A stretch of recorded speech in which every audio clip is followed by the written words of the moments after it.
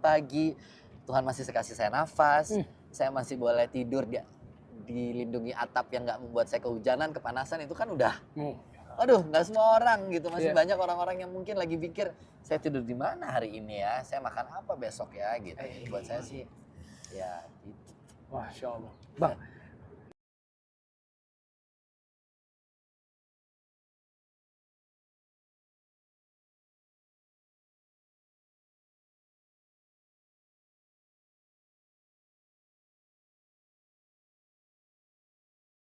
CTS. Masya, mantep.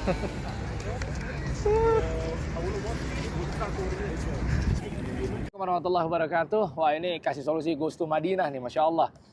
Dalam kesempatan kali ini nggak nyangka nih ketemu aktor senior terkemuka se-Indonesia. Luar biasa, Reza Radian, Masya Allah. Bang, sehat ya Bang ya? Sehat, terima kasih. Ada Ustadz Alfi juga, Masya Allah. Ustadz, kayak bakal? Alhamdulillah. Khair, Alhamdulillah, sakum fi khair. Tentunya kali ini justru malah penasaran, kita jegat. Siapa yang nggak tahu beliau gitu, Bang Reza. Tiba-tiba mau untuk duduk di pelataran Masjid Nabawi, ya, Masjid Nabi SAW gitu, artinya terima kasih Bang, jazakallah khair, semoga Allah balas kebaikannya Bang Reza. Sudah diundang. Kita jegatnya dalam artian penasaran, yaitu banyak artis-artis di Indonesia, nggak semua, tapi yang kita tahu lah secara fitrah gitu ya, secara mindset, ngejar syuting, terus berpikir untuk ke Mekahnya, ke Madinahnya ntar aja, tobat mah belakangan gitu ya. Tapi dengan kesibukannya beliau ini kok bisa-bisanya? Makanya gue jegat nih Bang, gue pengen tahu di saat kesibukan kok tetap menjawab, menerima panggilan Allah Jalla wa'ala.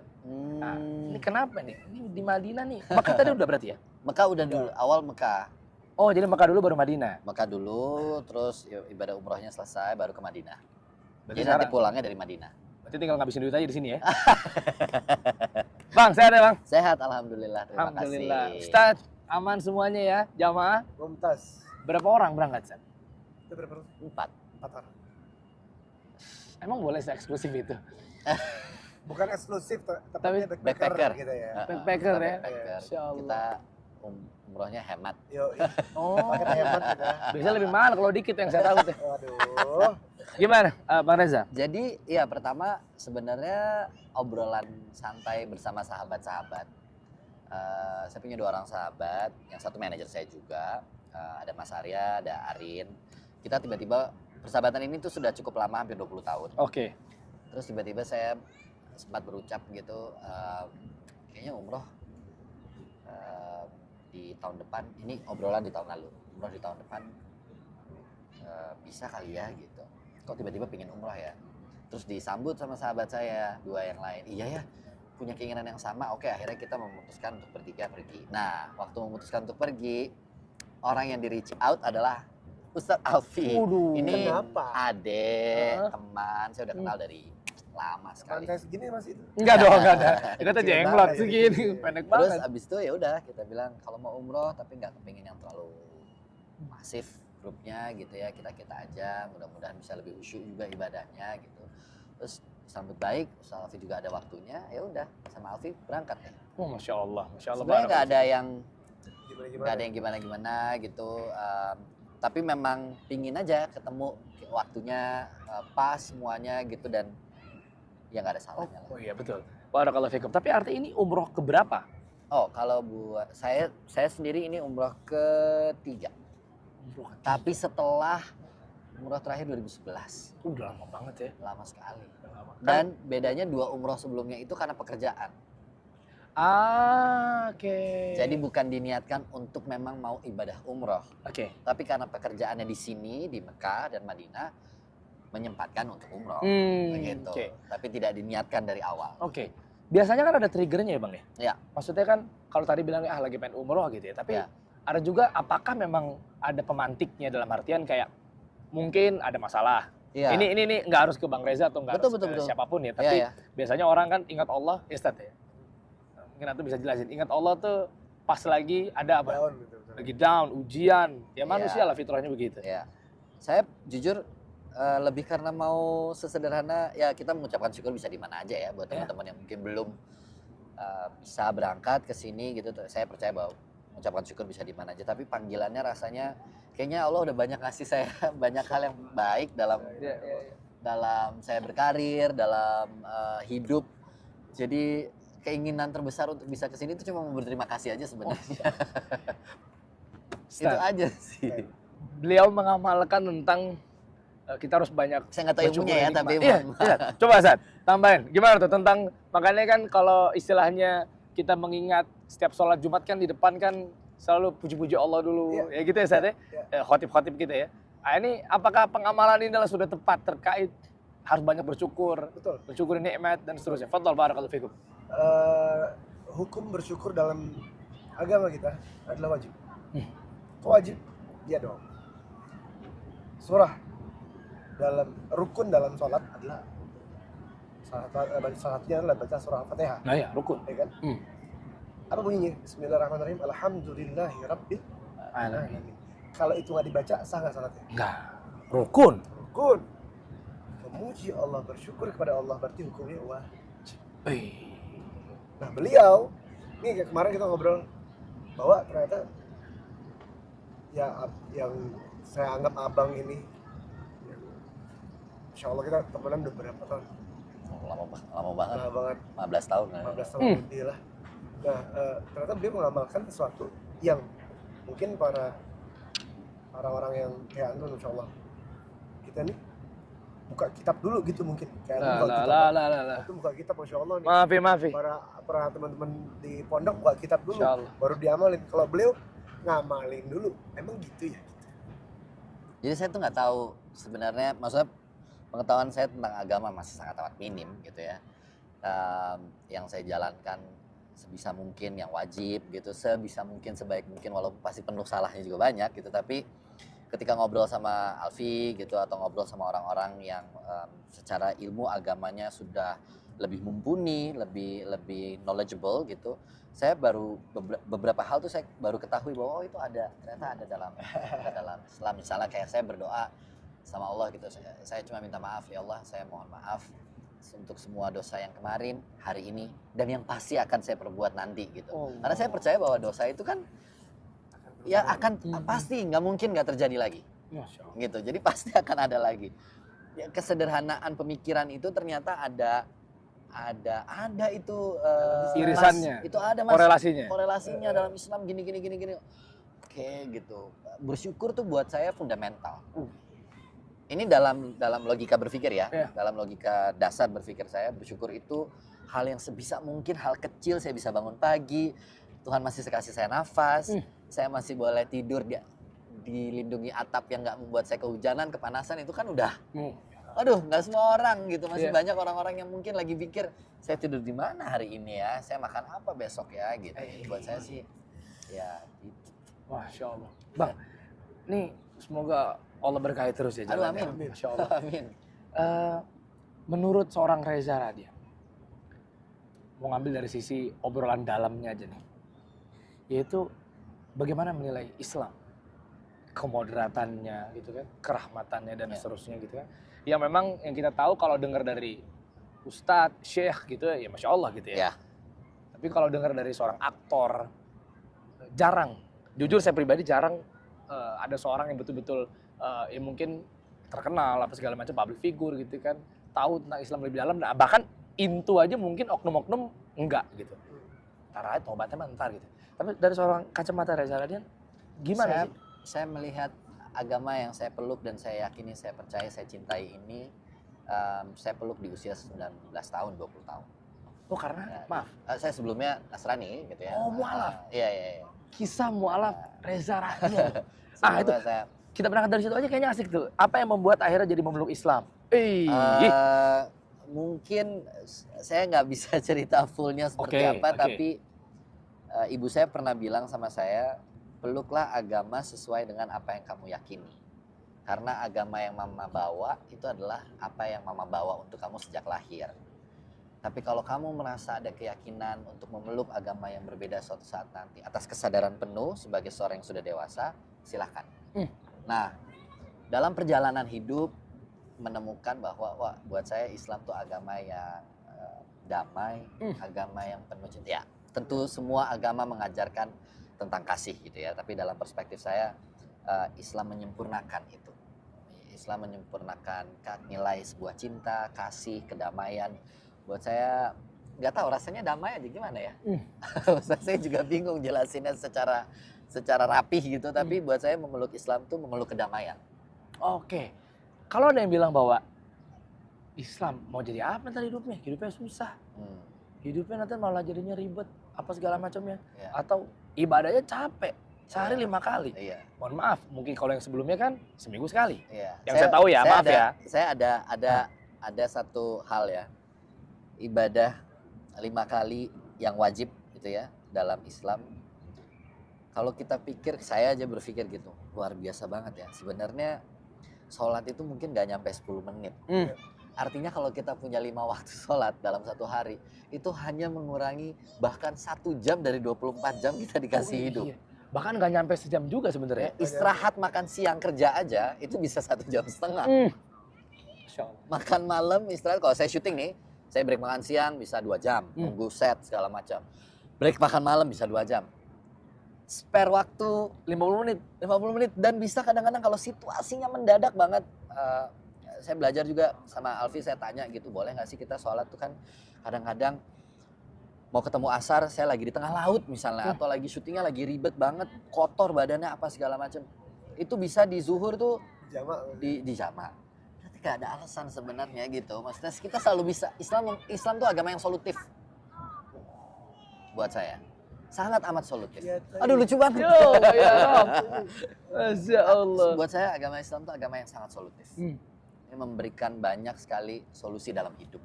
Ya kalau mau ngomongin tentang apa, sekarang orang ramai ngomongin healing, orang banyak ngomongin tentang mental health issue. Dalam Islam itu ada semuanya. Lebih asik kalau kita sambil menikmati kota Madinah nih, Bang Reza, Ustadz, Kita lihat Alfi. sisi-sisi yang lain. Ngobrol sambil jalan, ini Oke. kayaknya asik banget ya. Akhirnya dari yang tadi misalnya ada beberapa yang gak bisa diceritakan, tapi tahu kan tentang Islam itu bahwa begitu udah komit Iya. memeluk Islam, pernah denger nggak Bang sebelumnya bahwa yang di Islam itu ada yang namanya siksa kubur. Iya. Nah, apakah itu akhirnya membuat jadinya mengurungkan niat atau mungkin jadinya di Islam ada siksa kubur, berarti gue disiksanya 2 kali dong, ya nggak Sat? Ya doa yang tadi dibilang, ya Allah maafkan dosa saya yang kemarin, yang sekarang, dan yang akan datang. Dan doa tersebut diucapkan setiap sholat. Ini kan Iya. bertaubat. Ada satu hal yang mungkin saya rasa sangat saya sayangkan gitu ya. Oke. Bahwa ternyata manusia bisa menjadi hakim atas agama orang lain atau atas keyakinan orang lain, lebih menghakimi daripada mungkin Allah yang begitu mencintai gitu. Itu juga menyedihkan buat saya. Aduh. Maksudnya gini, misalnya saya yang sangat banyak kelemahan dan kekurangannya ini, saya menyatakan pada diri saya sendiri nggak ngomong-ngomong kemana-mana gitu ya. Ya Allah, saya mohon maaf, saya berbuat sesuatu yang saya yakin bahwa di mata Engkau ini sesuatu yang dosa dan lain-lain gitu. Tapi kemudian mungkin akan ada orang-orang lain yang melihat begitu kita ada di Mekah, begitu kita umroh, begitu kita ada di Madinah, wah ini pasti orang ini udah tobat, pasti orang ini. Sementara bukan itu esensinya buat saya gitu. Ini ibadah saya personal, sempurna atau tidaknya tuh ya hanya Allah yang tahu gitu. Tapi saya juga nggak punya hak menghakimi orang yang karena dia belum umroh, wah lo belum tobat lo berarti. Ya nggak bisa juga gitu loh. Siapa saya buat menghakimi orang lain kan? Tapi kadang-kadang menurut saya di masyarakat kita juga kebanyakan tuh penghakiman atas judgment atas apa yang dilakukan orang lain juga terlalu mudah hari-hari ini. Itu juga sangat sayang gitu. Karena menurut saya agama itu sangat personal. Iya, makanya akhirnya muncul istilahnya Islam kayaknya radikal, ekstrim. Dan kayaknya judgmental agamanya. Allah gitu. melarang itu padahal. Allah dalam Al-Quran, Allah mengatakan apa? Fala tuzaku anfusakum huwa a'lamu biman ittaqa. Jangan engkau judge manusia, semuanya Allah Maha mengetahui siapa yang lebih bertakwa di antara kalian. Masya Allah, barakallahu fikum. Makanya akhirnya kalau kita coba tajamkan di film Siksa Kubur ya. Iya. Karena di situ ada siapa aja Bang? Ada Reza Rahadian. Ada pemeran utama wanitanya Faradina Mufti. Oke. Kemudian ada Bu Christine Hakim, ada Om Slamet Raharjo, ada Bu Yayang Senur, banyak lah. Muzaki, kemudian Widuri, artis-artis muda berbakat. Dan yang luar biasa tuh saya merasa bahwa tanpa bermaksud untuk berdakwah dengan sengaja gitu ya lewat sebuah film gitu. Tapi ternyata bagi orang-orang yang mungkin lebih paham tentang Islam, misalnya Avi gitu waktu menonton, ini tuh bentuk syiar loh tanpa kalian sadari mungkin. Saya aja ya, apalagi saya ya, maksudnya saya sangat nggak sejauh itu gitu, nggak sedalam itu. Saya nggak menyangka bahwa oh ternyata ini toh yang bisa dibilang sebuah dakwah dalam bentuk yang berbeda, syiar dalam bentuk yang berbeda gitu. Kita tidak sedang menakut-nakuti orang untuk takut memeluk agama Islam atau takut akan siksa kubur sehingga gue nggak mau jadi muslim, nggak mau jadi seorang yang memeluk agama Islam karena nanti disiksa kubur gitu. Tapi justru mereka merasa bahwa film ini sebagai bentuk refleksi. Refleksi diri. Nonton film ini udahannya kita jadi refleksi aja, merenung sendiri gitu, mikir gue udah ngapain aja di dalam hidup ya gitu. Saya aja yang main, yang nonton gitu kayak merenung aja gitu, merenung juga ya.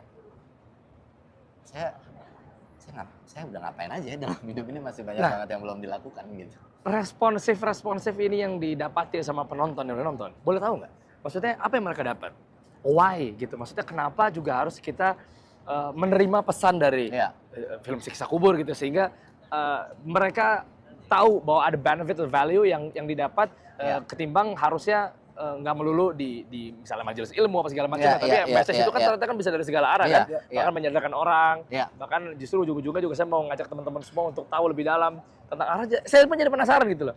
Jadi di film Siksa Kubur itu menurut saya salah satu yang paling sederhana sekali adalah film ini membawa kita kembali mempertanyakan keyakinan yang kita miliki dan kepercayaan kita terhadap apa yang kita yakini itu sudah sejauh mana sebenarnya. Nah, film ini memberikan ruang, bukan judgement ya, film ini memberikan ruang kebebasan untuk kita kembali berkontemplasi. Menurut saya itu yang paling menggugah hati, karena film ini nggak lagi ngajarin, nggak lagi bermaksud untuk kalian harus gini, kalau nggak nanti balasannya seperti ini. Nggak, tapi kita diajak sama-sama untuk refleksi diri sih. Itu nilai yang mahal ya sebetulnya. Jadi kita tanpa disadari film membawa kita berefleksi. Nah, film itu kan merupakan refleksi dari realitas. Dia bukan realitas. Realitas itu ya sekarang nih. Ini realitas. Film kan bukan realitas. Film ada refleksi dari realitas. Maka refleksi itu membuat kita kembali reflektif tentang hidup, tentang agama, tentang keyakinan gitu. Dan sangat universal. Bisa masuk ke agama manapun bahkan menurut saya. Islam. Gimana Ustaz? Bisa begini loh penjelasannya ini, aduh. Boleh, Masya Allah. Jadi film ini Bang Joko, Mas Reza, yang lain-lain menghantarkan beberapa message dalam Al-Quran. Apa itu? Bagi mereka yang berpikir. Nah, Islam agama berpikir, iya. Al-Quran itu berulang-ulang kalimat itu, kata itu diulang. Bagi mereka yang berpikir, maka berpikirlah, bertafakurlah. Kemudian apa? Ada di film ini kalimat terakhir penutup. Yang itu nampolnya bukan main. Iya. Itu nampolnya bukan main, sampai saya bikin video. Harus nonton filmnya. Ini buat teman-teman di Kasih Solusi nih, penonton yang luar biasa nih. Artinya gini, Ustadz, Bang Reza, ini sekedar pengen cerita aja. Audiens kami itu ketika nonton Kasih Solusi memang mayoritas ngomongin bisnis. Betul. Tapi bisnisnya adalah stance kami adalah bagaimana cara berbisnis tanpa pelanggaran syariat. Itu memang audiens kita ke situ. Kenapa? Karena fikih muamalah itu penting, halal haramnya, ada riba dan seterusnya. Nah, kerap kali ditemukan adalah fun fact-nya gini. Begitu udah ngomongin pakar-pakar bisnis berbicara, ujung-ujungnya dia reaktif. Reaktifnya positif, yaitu ada dalilnya nggak? Ini akadnya secara syar'i apa nggak? Muamalahnya bener apa nggak? Nah, menurut saya itu keren banget. Tapi lumayan agak lucu ketika begitu di ranah yang agama lebih dalam, mereka malah kurang responsif dan reaktif. Harusnya ketika kita mengejar akhirat, dunia akan mengikuti. Betul. Nah, makanya saran saya pastikan teman-teman ini menjadi momen yang spesial. Ada kesempatan seperti ini yang memang ujung-ujungnya ada pesan terkait akhirat atau segala macamnya. Itu dikejar dulu. Baru urusannya ketika ngomongin bisnis, dunia akan ngikutin. Betul. Makanya nggak sedikit juga saya temukan ketika gue udah optimasi marketing, branding dan seterusnya. Tapi Allah nggak kasih jalan, mana gue tetap nggak laku barang kadang-kadang. Jangan-jangan dunianya diutamakan. Sesuai dengan namanya. Kasih solusi. Ada butuh solusi dalam hidup, terutama terkait dengan keislaman. Bang Reza yang kasih. Wah, Ustaz mana Ustaz? Tutup Ustaz. Iya Iya dong. Tutup dong. Bukan. Oke. Tutup dong. Yang pasti dalam film Siksa Kubur, kalian keluar insya Allah akan menjadi orang yang baru. Amin. Waduh. Amin. Termasuk yang tadi ada kata-kata yang ini nggak boleh spoiler tipis-tipis. Gak boleh. Hah? Gak boleh. Itu kunci ya? Itu kunci soalnya. Kata-kata apa? Aduh, Nonton. Masya Allah sih kata-katanya beneran. Itu yang bikin gue tiba-tiba nelfon Arya. Ya, gini. Dan ini bukan konten ya, udah Bukan. bukan konten waktu itu. Maksudnya Bukan konten. bukan dalam rangka apa gitu, enggak, emang Terus, honest aja. Terus Bang Joko minta reaksi dong kata dia. Reaksi buat dia doang. Bang Jok, lu gila. Lu sama Reza gila. Kenapa? Gue rasanya sama jariah lo yang Masya Allah dahsyat. Ngomong begitu? Gue bilang begitu. Apa testimoni lagi? 3-5 orang deh. Apa reaksi dari mereka? Siapa sebutin? Coba ini buat Kalau- proven di mata penonton. Kalau gue Sebagai penutup nih. yang lain-lain gue nggak tahu ya, teman lain. Tapi dari gue bilang ini amal jariah buat lo yang dahsyat. Terus berapa hari kemudian gue ngeliat di Instagram, gue lihat sosial media, ada orang nangis pengen sholat, ya Allah, kangen sama Allah, rindu sama Allah. Ada lagi takut sama Allah, pengen balik sama Allah, nangis. Ini nggak boleh di-spill sampai sekarang. Nggak boleh. Lu udah begini-begini lah.